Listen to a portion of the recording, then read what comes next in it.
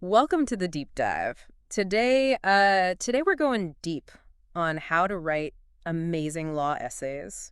We've got all your notes and stuff, and we're gonna like pull out all the best bits to help you just totally ace your next paper. Yeah, it's pretty cool how much strategy goes into making a really good essay, Yeah. even if you know all the law already. Right. It's not just about memorizing all the cases and stuff. It's about showing what, in a way that really like stands out. So where do we even begin with this? Mm. Well, think about it like building a house. Yeah. You need a really good blueprint before you start putting down bricks and all that. Okay, so like the structure is really important. I think our source material definitely like emphasizes that a lot. Oh, for sure. That classic three-part structure is like your foundation. Introduction, main body, and then conclusion. They all have their own special purpose. It's like a legal sandwich. Can you like break down each of those parts for us? Yeah, definitely. So the introduction is like your roadmap. You're giving the reader a sneak peek of what's coming up. It says like what the essay is about, how it's structured, and highlights the main arguments, if it needs those. Aim for about 5 to 10% of your word count for this part. So it's short and sweet, but it's got to be powerful. Right. Then we get to the main body. That's like the heart of the essay, right? Exactly. The source material suggests starting with some background info. Mm-hmm. Then define any of those like key terms before you dive into the issues. And each paragraph should ideally like connect back to the essay title, you know, to make the argument like really tight and focused. Gotcha. So it's all about like connecting the dots, building a chain of logic. And then finally we have the conclusion. It's the grand finale. You can think of it as your closing argument, summarizing the main points, then answering the essay question directly and making sure the reader understands your point. That's it. No new info. Just a nice, concise wrap-up. Maybe like 5% of your word count. I always struggled with writing introductions. Like staring at that blank page, my brain would just freeze. But the source mentioned a cool tip. Maybe write the introduction after you do the main body. What do you think of that? Oh, that's a great strategy. Sometimes getting all your arguments and evidence down first helps you see the big picture. It makes writing that short and catchy introduction way easier. Yeah, it's like working backwards, starting with like the destination already in mind. Speaking of arguments, how do we make sure our writing is good enough? We all know academic writing has its own style, right? Totally. Academic English is all about being clear and precise, but also formal. Like it's the language of law professors and judges. So no slang or emojis. Got it. But seriously, what are some key things to keep in mind? First, formality and being impersonal. So, avoid contractions like don't or can't, and stay away from personal pronouns like I or you. Yeah. You're presenting an objective analysis, not just your opinion. So no, I feel the law should be changed kind of statements. Exactly. Sentence structure is important too. Don't start sentences with conjunctions like and or but, and try to be cautious and nuanced when you present arguments.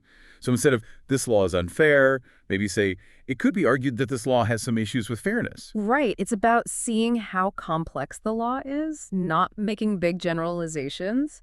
And what about all those old legal terms? Do we need to like brush up on our Latin? Not really. While some Latin terms are like unavoidable, there's a big move towards plain English. Clarity is super important. So even in law, clear writing is winning. Oh yeah, for sure. Even famous judges like Lord Denning, he loved using plain English. He thought everyone should understand legal language, not just lawyers. I love that. It reminds me of something we can all do when we're writing. Read your work out loud. If it sounds stuffy or complicated, then it probably needs to be simplified. Find that sweet spot between like conversational and academic. That's a great tip. Reading aloud helps catch weird phrasing and make sure your arguments flow well. Okay, so we've talked about structure and style, but like now comes the hard part, tackling the essay question itself. It's like facing down some kind of legal monster, ready to attack if you don't do it right. It's true. You really got to understand that essay question. It's super important. Break it down carefully, like a detective at a crime scene. Yeah, our source talks about two key elements, process words and content words. What are those exactly? Okay, so process words are kind of like the verbs of the question. Words like analyze, describe, discuss, evaluate. They tell you what to do with the information. And content words are like the nouns. They point out the specific topics or issues you got to deal with. So it's like figuring out the action and the subject. Right. Can you give us an example? Sure. Imagine the question is, analyze the development of the doctrine of negligence in tort law. So here, the process word is analyze. It means you got to break down the doctrine and look at its parts. The content words are development, doctrine of negligence, and tort law. They tell you what to actually focus on. I see. You really have to pay attention to those keywords, huh? Because if you use the wrong approach, your whole essay could be off track. I learned that the hard way once. Totally misread a question and ended up writing this amazing essay on the wrong topic. Oh yeah, we've all been there. It's a good lesson, though. Carefully read and understand the question before you even think about writing. Now, once you've got that down, it's time to build your argument. This is where it gets interesting. Our source compares it to a lawyer, presenting a case in court. You need a strong opening statement to show your point of view. Exactly. And like a good lawyer, you got to back up your claims with solid evidence. So that could be case law statutes, legal principles, even scholarly articles. So you're building this convincing case step by step. Yeah. But it's not just about presenting your side, is it? Right. Just like in court, you need to think about those counter-arguments. Yeah. Address the opposing viewpoints respectfully. Show that you've considered all sides of the issue. It's about showing that deep understanding, not just picking the arguments that support your view. Okay, so now I've got your argument. Time to actually write the thing. This is where our source breaks the writing process down into 4 stages: preparing, planning, drafting, and polishing. So it's more than just sitting down and writing whatever comes to mind. There's a strategy. Absolutely.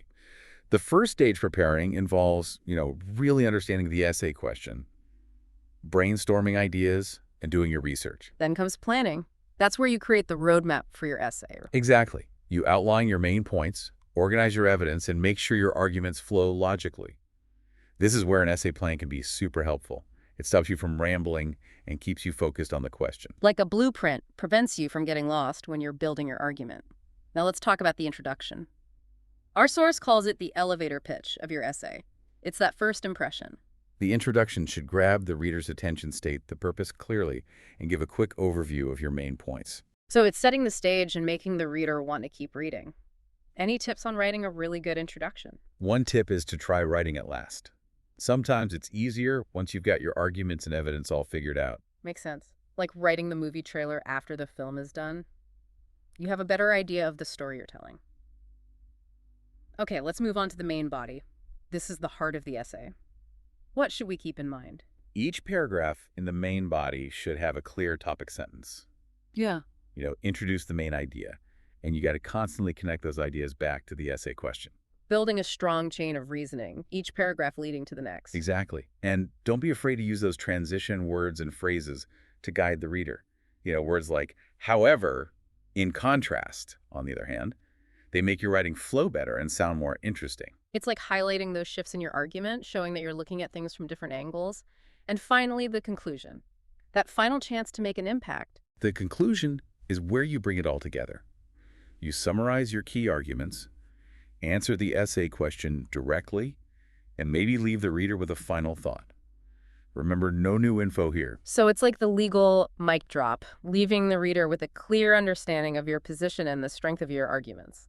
Exactly. It's ending on a high note. Yeah. Showing how well you analyze the topic and how much you know about the legal concepts. Yeah, it really is like the final word, the moment you really make your point and leave a strong impression. Exactly. And our source actually gives us this helpful checklist, to make sure we've got everything covered before we hit submit. Ooh, a checklist. I love checklists. What kind of stuff is on there? Well, first it says to double check that classic structure, introduction, body, conclusion. Right. Got to have all the pieces of the legal sandwich. And speaking of pieces, each paragraph in the main body should be directly answering the essay question.